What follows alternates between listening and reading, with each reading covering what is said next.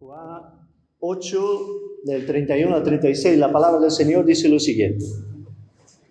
Dijo Jesús entonces a los judíos que habían creído en él: si vosotros permanecéis en mi palabra, seréis verdaderamente mis discípulos, y conoceréis la verdad, y la verdad os hará libres.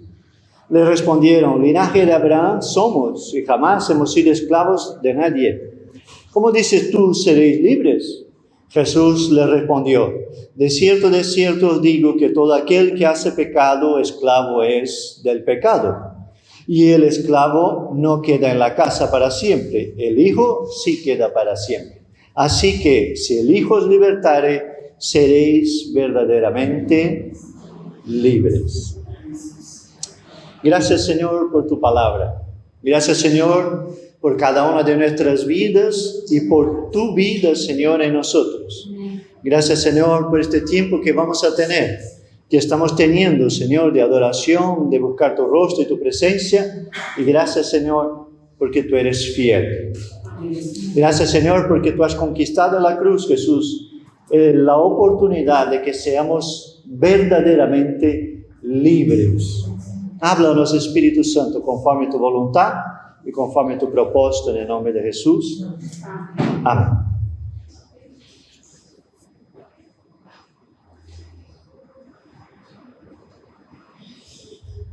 El capítulo 6, 7 y 8 del Evangelio de San Juan, aunque todo el libro o todo el Evangelio de Juan, o en los 4 Evangelios, Jesús siempre está enseñando algo, está enseñando principios y valores de los cielos, principios y valores del reino de Dios, principios y valores de la propia palabra de Dios. Jesús, cuando llega el capítulo número 8, está teniendo una conversación con los escribas y los fariseos sobre la verdadera libertad. Y él está hablando con ellos y entonces está diciendo a sus discípulos, primeramente, dice lo siguiente: mira, si permaneciereis en mi palabra, seréis verdaderamente mis discípulos. Y el 32 dice: conoceréis la verdad y la verdad os hará libres. Entonces, Jesús está diciendo que para que tú y yo seamos verdaderamente libres, para que permanezcamos libres, nosotros tenemos que permanecer en su palabra. No solo en el conocimiento de la palabra de Dios, sino en la práctica de la palabra de Dios. Porque de nada nos vale que tú y yo conozcamos a la palabra, pero no la vivamos. Si nosotros conocemos a la palabra, pero no la ponemos en práctica, significa que nosotros no estamos haciendo las cosas bien. Y el texto sigue diciendo lo siguiente: los fariseos y los escribas dicen: linaje de Abraham somos, y jamás hemos sido esclavos de nadie. ¿Cómo tú dices seréis libres?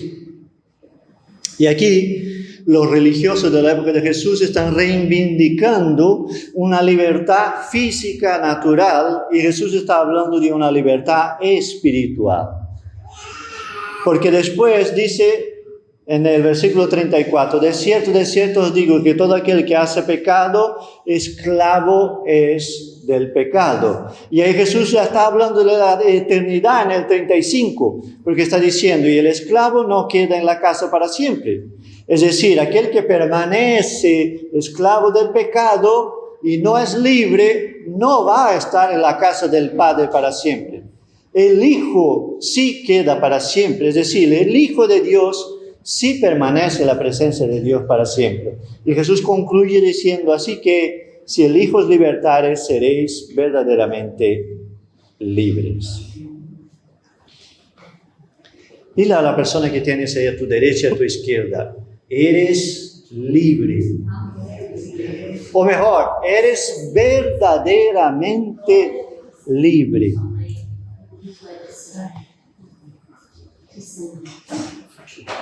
Pero hay que decir que cuando nuestro entendimiento está embotado por la carne, nosotros no comprendemos completamente la verdad de la palabra de Dios. Es decir, eso es justamente lo que está ocurriendo con los escribas y los fariseos en este exacto momento. Jesús le está hablando de cosas espirituales, de cosas eternas, y ellos están mirando como cosas naturales. A veces nosotros también nos comportamos de esta manera, pero pidamos siempre al Espíritu Santo de Dios que nos dé visión espiritual, ojos espirituales, oídos espirituales, y que tengamos la mente de Cristo, porque la mente de Cristo siempre estaba con las cosas del Padre, las cosas del cielo y las cosas del reino de los cielos. Entonces, es necesario que tengamos una conciencia bíblica y real de lo que es el pecado. Porque en ese exacto momento, esos hombres que están hablando con Jesús, aunque eran autoridades supuestamente espirituales, no tienen entendimiento del pecado. Por lo menos no el entendimiento de la palabra y el concepto bíblico de pecado. Entonces, primero me gustaría decir, y me inquieta el Espíritu Santo, de que en los últimos años, infelizmente incluso dentro de la iglesia, el concepto de pecado se ha estado diluyendo muchísimo. De hecho, hay iglesias que a lo mejor no aquí en el campo de Gibraltar, a lo mejor no en España, pero ya hay iglesias que no usan la palabra pecado, porque supuestamente pueden herir a los oyentes. Y yo, cuando voy a los evangelios, y si tú has leído los 4 evangelios, Mateo, Marcos, Lucas y Juan, vas a ver que en ningún momento cuando Jesús habla del pecado, se preocupa con el oído de los oyentes, porque Él está preocupado con la salvación de las almas. Y la Biblia dice que el Espíritu Santo es aquel que convence de pecado, de justicia y de juicio. En este orden, de pecado, de justicia y de juicio. Entonces, lo primero que tiene que ser convencido el hombre, o estar convicto a través de la obra del Espíritu Santo y de la palabra, es sobre el pecado. Porque si yo no tengo una conciencia bíblica sobre el pecado, no le voy a dar el debido valor, por decir así, y no voy a buscar una solución. Es como cuando nosotros podemos tener algo pequeño en nuestro cuerpo, ¿no? Como un grano, como un problema en la uña, o mientras está ahí y no nos duele, nosotros lo vamos dejando, ¿verdad? Pero en el momento que empieza a doler, salimos corriendo para el hospital, buscar una solución para lo que estamos viviendo. Pero es que el pecado es un problema no en la carne, es un problema en el alma.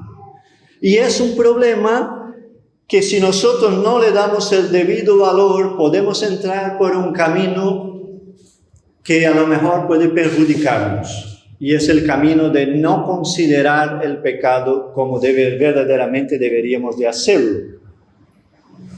De hecho, si nosotros empezamos a dar espacio a las cosas de la carne, a las cosas del mundo, a las cosas de esta tierra, nosotros vamos a seguramente empezar a decir, no, pero eso no es como el pastor dice. No, pero eso no es así. No, eso no es tan grave. Si el tema del pecado no fuera grave, Dios no habría enviado su único Hijo para morir en la cruz por ti y por mí. Porque la palabra de Dios dice en Romanos 3:23, por cuanto todos pecaron y están destituidos de la gloria de Dios, estamos apartados, estamos separados, estamos lejos de la presencia de Dios si vivimos en pecado. Y aquí hay que hacer un paréntesis. ¿Qué paréntesis? Tú y yo pecamos todos los días. ¿Sí o no? A ver si alguien le ha dicho que no. Todos nosotros pecamos todos los días y cometemos errores.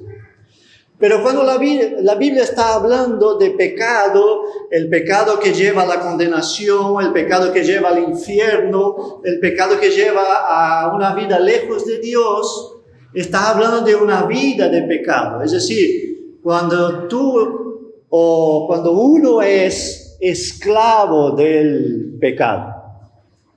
Y a veces nosotros pensamos que esclavo es solamente el drogadicto, ¿no? Porque todos los días tiene que consumir la droga. Pero es que el que tiene problema con la mentira tiene que mentir todos los días. El que tiene problema con los chismes tiene que contar algo de alguien todos los días. El que tiene problema con el alcohol tiene que ir al alcohol todos los días porque es esclavo. Y el esclavo no tiene voluntad propia. Pero aquel que ha recibido a Jesucristo en su corazón como su Señor y su Salvador es libre de una vida de pecado. Como en los días en que vivimos, todo es relativo, ¿verdad? En los días en que nosotros vivimos, el diablo hace mucho que está trabajando para borrar de la existencia humana las verdades absolutas. Y todo es relativo. Cuando algo es relativo, significa decir que yo digo que eso es plástico, y Jonathan dice que es hierro, y Daniel dice que es madera. Como todo es relativo, cada uno tiene su propia verdad. Aunque sea plástico, para Jonathan es hierro, para Daniel es madera. Eso es algo relativo. En el tema del pecado en nuestros días está pasando lo mismo. Todo se está relativizando. Es decir, todo es relativo según el pensamiento de uno. Y cuando la trayectoria del ser humano está gobernada por sus propios pensamientos, el final no es bueno. Porque la Biblia dice, engañoso es el corazón del hombre más que todas las cosas. ¿Quién lo conocerá? Dios. ¿Quién contesta esa pregunta? El propio Dios, que dice, yo conozco el corazón del hombre. Entonces, aunque uno pueda decir delante de los demás, yo soy bueno, yo hago las cosas bien, yo no soy malo, en la profundidad del pensamiento, del conocimiento y del corazón de cada uno, hay cosas escondidas provocadas por el pecado. Entonces, el pecado es un gran problema. Y voy aquí a dar una explicación bastante sencilla y que a lo mejor aquí hay gente que entiende de informática, aquí hay gente que entiende de ordenador, pero todos nosotros, aunque no entendemos de informática o de ordenadores, tenemos un móvil, ¿verdad? Y para que tengamos un entendimiento bastante sencillo, pero a la vez muy práctico y objetivo, tú tienes tu móvil, ¿verdad? Si hoy se mete un virus en tu móvil, él va a dejar de funcionar. Ya no va a hacer lo que tú quieres, sino que va a hacer lo que él quiere. ¿Te va a servir de algo el móvil si empieza a hacer lo que él quiere, no lo que tú quieres? ¿Sí o no? No te va a servir de nada. Y si te pones nervioso, puedes que tengas ganas de echarlo o tirarlo. Entonces, el pecado en la vida del ser humano es como un virus que entra y desvirtúa el funcionamiento del ser humano.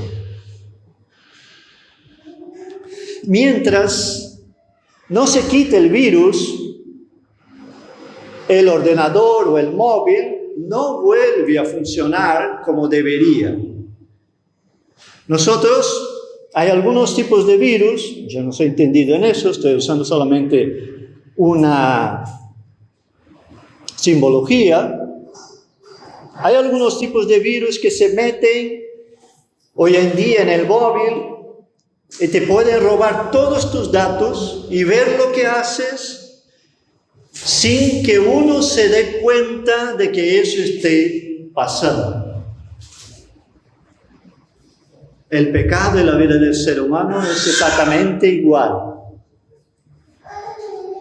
Está en nosotros y por muy buenos que nos creamos o por como yo no hago daño a nadie, entonces yo no tengo que preocuparme con el pecado.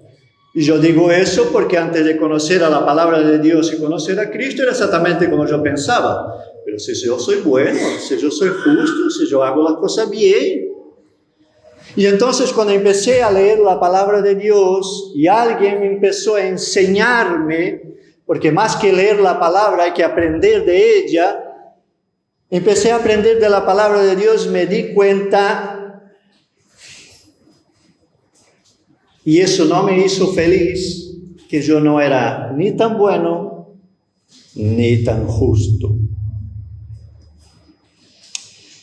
Pero a la vez la palabra de Dios, cuando nos dice y nos habla del tema del pecado, nos habla de la solución para el pecado. Y la solución para el pecado es Cristo. Por eso Jesús está diciendo que aquel que vive en pecado, esclavo del pecado es, y no es libre. A veces, quizá te vas a identificar con lo que voy a decir ahora mismo. A veces en nuestras familias o nuestros compañeros de trabajo, en el ambiente en que vivamos, las personas que conocemos, vemos a una persona que no conoce al Señor y a veces no entendemos por qué esa persona una y otra vez sigue haciéndolo siempre lo mismo, repitiéndolo, aunque eso sea destructivo para su propia vida y para la vida de los que lo rodean. Y uno puede preguntarse, ¿y por qué sigue haciéndolo? Porque el esclavo no tiene opción. De hecho, Jesús, en la cruz del Calvario, conquistó para nosotros una libertad que a veces no damos el debido valor. Tú y yo podemos ir y venir. ¿Y sabe cuál es lo más importante en la libertad que nos ha dado Cristo? Que nosotros podemos decir no a determinadas cosas. La gente puede ofrecernos cosas de este mundo y la libertad de Cristo en nuestras vidas nos capacita para decir no, no lo quiero. No, no lo recibo. No, eso no es para mí. No, eso no me hace bien. Y cuando tú dices eso en un ambiente donde la gente no conoce al Señor, ¿qué es lo que te dicen? Que tú no eres libre. Porque si tú no haces lo que te da la gana, tú no eres libre. Pero es justamente lo contrario. Porque aquel que tiene el poder de Cristo en su vida, a través del Espíritu Santo y de la palabra, y que puede decir no a algo, o a alguien, o a una situación, este es verdaderamente libre. Porque el concepto de libertad en el mundo es hacer lo que yo quiero, cuando yo quiero, como yo quiero, de la manera que yo quiero, y entonces soy verdaderamente libre. No hace falta ir muy lejos y mirar a nuestro alrededor y ver y escuchar de gente que se dice libre, pero que tú y yo sabemos que caminan como esclavos, porque no pueden dejar las cosas de este mundo. El pecado tiene consecuencias. ¿Y por qué estoy diciendo eso? ¿Y por qué estoy hablando de este tema? ¿Y por qué a lo mejor incluso me estoy repitiendo en esta situación? Porque ahora mismo, en este exacto momento, el mundo, el infierno y el enemigo de nuestras almas está trabajando para que tú y yo entremos por la corriente de este mundo, no valoremos el tema del pecado, no lo veamos como lo ve la Biblia, y entonces quitemos importancia al pecado. Al quitar importancia al pecado, no vamos a valorar el sacrificio de Jesús en la cruz como deberíamos. Y más fácilmente estaremos expuestos a la filosofía hueca y vana de este mundo. Por eso vuelvo a repetir algo importantísimo. Hay que leer la palabra y hay que conocer a la palabra. Porque la palabra de Dios tiene respuesta para todas las situaciones de nuestras vidas. Y me voy a remitir a una situación en el jardín del Edén, para que entendamos el tema y las consecuencias del pecado. En el jardín del Edén, cuando Adán y Eva se encontraban con Dios al final de cada día, porque Dios venía para estar con ellos, está en Génesis, ¿cómo ellos se presentaban delante de Dios? ¿Cómo? Desnudos. No vaya a decir mañana que el pastor está haciendo apología al nudismo, por favor. Sino que ellos no tenían necesidad de cubrirse porque no había pecado.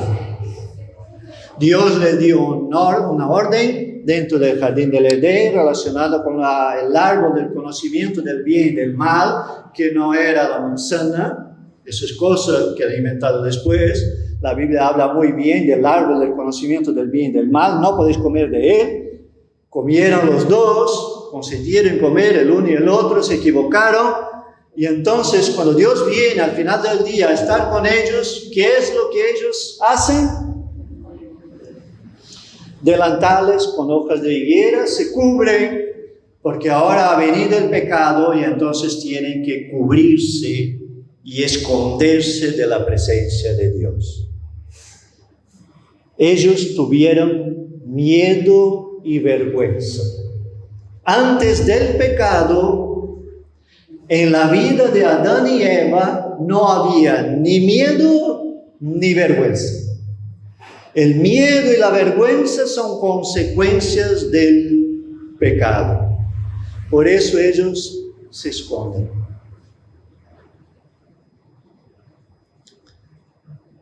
Por eso también tú y yo tenemos mucha dificultad y es una batalla y una lucha diaria para ir a la presencia de Dios, ¿verdad?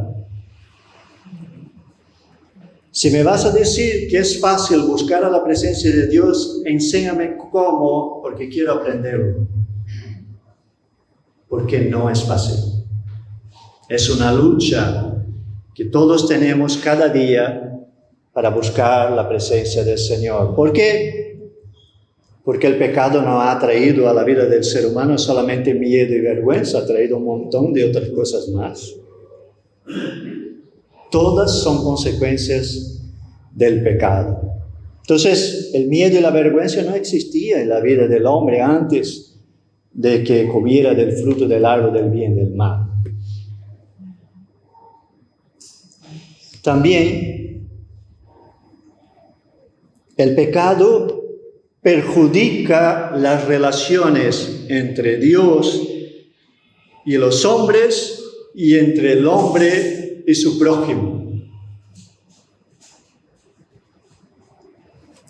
Cuando hay arrepentimiento, cuando hay humildad, cuando hay perdón, cuando hay restauración, cuando hay reconciliación, cuando hay amor de Dios, cuando hay ministración del Espíritu Santo de Dios, las relaciones que están rotas pueden ser restauradas.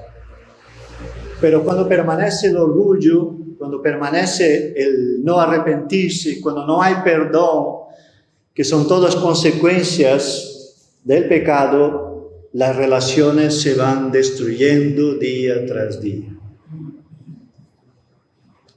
Pero dice la palabra de Dios que nosotros somos libres. Dile a la persona que está a tu lado una vez más: tú eres libre en Cristo Jesús. Tú eres libre, libre, libre en Cristo Jesús. Somos libres. Por eso, cuando hay situaciones en nuestras vidas complicadas y que nosotros queremos encontrar algún tipo de solución, nosotros tenemos que depender de Dios. Y ahí entra algo que solo Jesús puede hacer. A la hora de arreglar un problema en un móvil o a lo mejor en un ordenador, a veces hay que hacer un reseteo, se dice, de fábrica.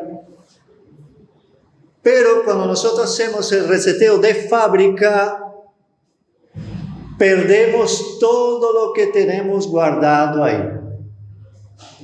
La foto de la pantalla, la personalización de las letras, muchas veces los archivos que tenemos guardados, lo perdemos todo. Ahora ya no tanto, porque ya te da la opción de hacer el reset y no perder los archivos. Pero antiguamente, cuando hablaba de hacer el reset, lo perdías todo. Y vamos por ahí, por este ejemplo. Significa que toda la personalización que tú tienes en tu móvil o en tu ordenador se va y se pierde. Para arreglar el tema del pecado en nuestras vidas, hace falta hacer un reset de fábrica, que solo puede hacer Jesucristo. Y volvernos a los valores de fábrica, volver a tener la naturaleza de Dios, venir a tener ahora la nueva naturaleza en Cristo. En el día en que nosotros recibimos a Jesucristo como nuestro Señor y Salvador, de todo nuestro corazón, empieza el reset de fábrica en nuestras vidas, para que el virus del pecado sea eliminado y podamos volver a funcionar para lo que Dios nos ha creado. Una vez que se haga eso, entonces nosotros podemos disfrutar de todo lo que Dios tiene preparado para nuestras vidas. Un antivirus, solamente un parche, un arreglo parcial en la vida del ser humano, no arregla el tema del pecado. Entonces, es muy importante de que el Señor cada día haga en nosotros un reset. Y cada día tú y yo busquemos vivir en la presencia del Señor. No permitamos que el pecado, que la carnalidad, que las debilidades nos lleven a no buscar la presencia del Señor. Porque solo hay solución para nuestros problemas, nuestras dificultades, nuestras debilidades. Solo hay solución de verdad si nosotros buscamos a Cristo. Si nosotros buscamos la presencia de Dios. Y eso te va a costar a ti y me va a costar a mí. Pero voy a decir una cosa, iglesia.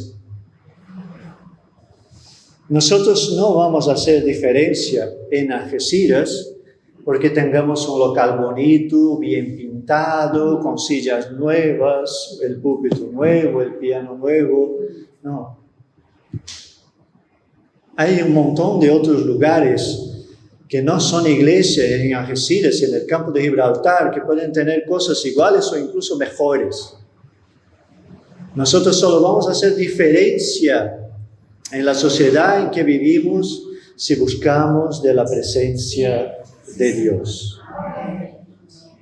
En el momento en que nos llenemos de la mismísima presencia de Dios, del poder del Espíritu Santo, de la llenura del Espíritu Santo, entonces se cumple en nosotros lo que dice en 2 Corintios 5:17. De modo que si alguno está en Cristo, nueva criatura es. Las cosas viejas pasaron y aquí todas son hechas nuevas. Significa que cuando nosotros recibimos a Cristo y buscamos la presencia de Dios, todo se va a arreglar y un plis plas. Pues no. Hay situaciones en que Dios puede arreglarlas sin abrir y cerrar de ojos. Pero hay cosas que Dios quiere sanar en nosotros que puede tardar un tiempo.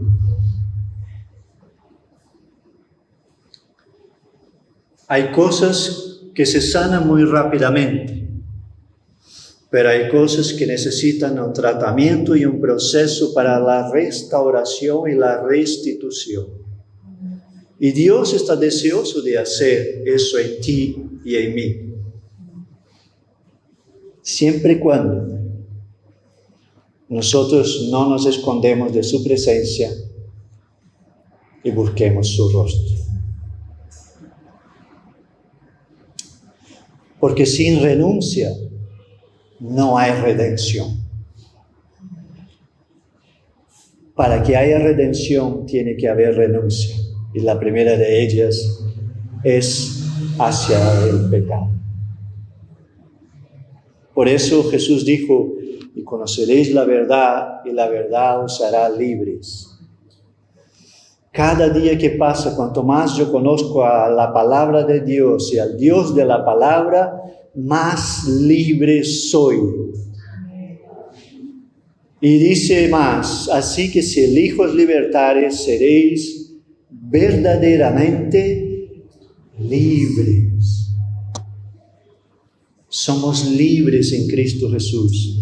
El pecado ya no tiene dominio sobre nosotros. Pero todavía vivimos en este cuerpo de carne débil y por eso no demos lugar a la carne, sino que busquemos las cosas del Espíritu. El que quiere ser verdaderamente libre tiene que seguir a Jesús de cerca, no de lejos, y obedecer a su palabra. Te invito a que te pongas de pie en esta tarde, hermanos.